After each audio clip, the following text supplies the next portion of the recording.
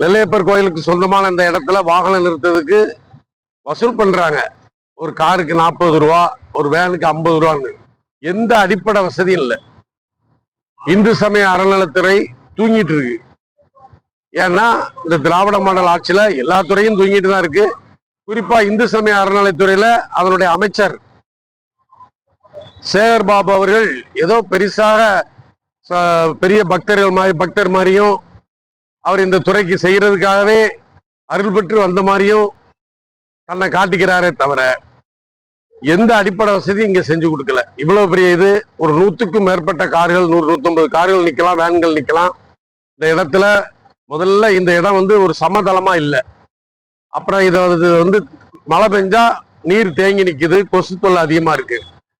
இங்க ஆண்களும் பெண்களும் வாகனத்தை நிறுத்தி விட்டு கோயிலுக்கு செல்றாங்க. கிட்டத்தட்ட இங்க இருந்து ஒரு தாராளமா ஒரு 100 மீட்டர் இருக்கும்.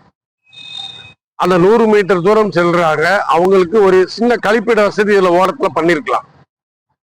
அது மட்டும் இல்ல, அந்த இதுக்கு அடுத்தால இருக்கிற வீடுகளில் உள்ள கழிவுகள் எல்லாம் இந்த இடத்தை ஒட்டி போகிற கழிவு நீர் ஓடையில நேரடியாக விடப்படுகிறது.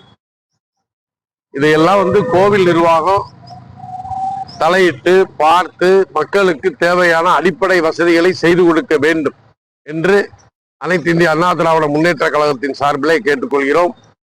இந்த வசதியை ஒரு நாளைக்கு 5000 ரூபாய் வசூல் வருது. ஒரு மாசத்துக்கு 1.5 லட்சம் ரூபா ஆச்சு. சீசன்ல கூட வருதுங்க.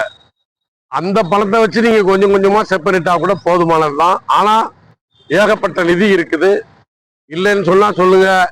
இல்லை என்று நீங்கள் வெள்ளை அறிக்கை கொடுத்தால் இதை சரி செய்து தருகிற பொறுப்பை நாங்கள் ஏற்றுக்கொள்கிறோம். அண்ணா திராவிட முன்னேற்ற கழகம் ஏற்றுக்கொள்ளும்.